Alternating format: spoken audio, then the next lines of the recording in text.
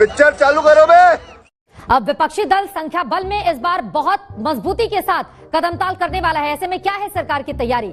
Speaker से लेकर तमाम मुद्दों पर वो अपना पक्ष मजबूती से रखेगा। अभी मजा आएगा ना भिड़ो।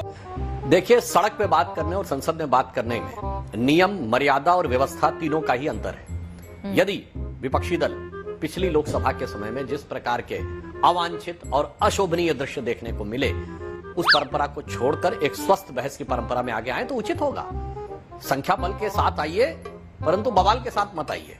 वाह बेटा, लगता है तुम गू खा के ही मानोगे।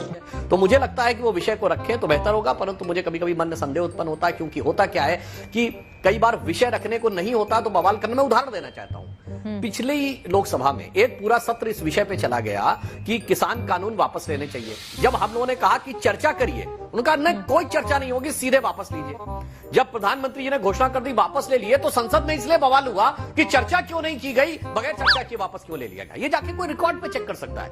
ये दर्शाता है कि कोई सूरत बदलना मेरा मकसद नहीं था, मेरा मकसद था हंगामा होना चाहिए। पर अब मैं कहना चाहूंगा, बीत गई सो बात गई। अब छोड़िए, अगर आपको लगता है कि जनता ने आपको अधिक संख्या दी है तो अधिक दायित्व भी दिया है, अधिक दायित्व दिया है तो उस दायित्व का जिम्मेदारी से निर्वाह करें। यह उचित रहेगा आपकी पार्टी के हित में भी और लोकतंत्र के हित में भी। गजब टूबीबाज आदमी हो।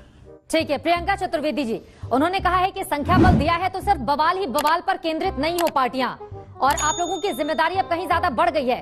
किस तरह की उम्मीद इस बार के संसद सत्र से? रुको जरा, सब्र करो। अगर इन लोगों ने अपनी जिम्मेदारी समझी होती पहले 2 टर्म्स में, तो तीसरे टर्म में बहुमत से दूर नहीं होते।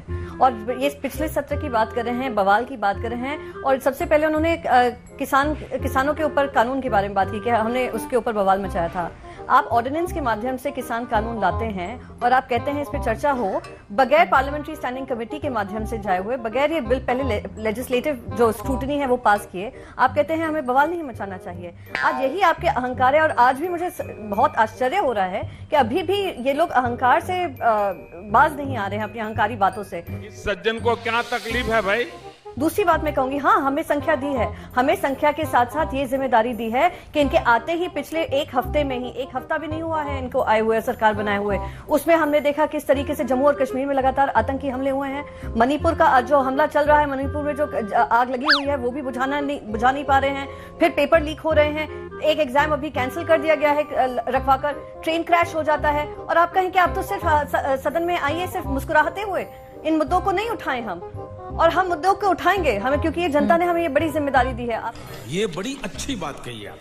आपने अपनी जिम्मेदारी समझी होती तो आपको बहुमत से दूर नहीं रखा होता। दूसरी चीज मैं आपको कहूंगी कि जिस तरीके से अभी भी ये सवाल जवाब हो रहे हैं भारतीय जनता पार्टी की तरफ से, उससे स्पष्ट हो रहा है कि ये लोग वही फीलिंग से आ रहे हैं कि अगर हमने आवाज उठाई जनता की तो 150 से ज्यादा सांसद को हमने पहले भी सस्पेंड किया है, अभी भी सस्पेंड कर सकते हैं। तो इस तरीके के माहौल ना बनाइए, क्योंकि अब आप भी किसी के समर्थन पे अपनी सरकार बना रहे हैं। आप अपने आप वो मेजोरिटी लेकर नहीं आए हैं। खत्म, bye bye, tata, goodbye, गया।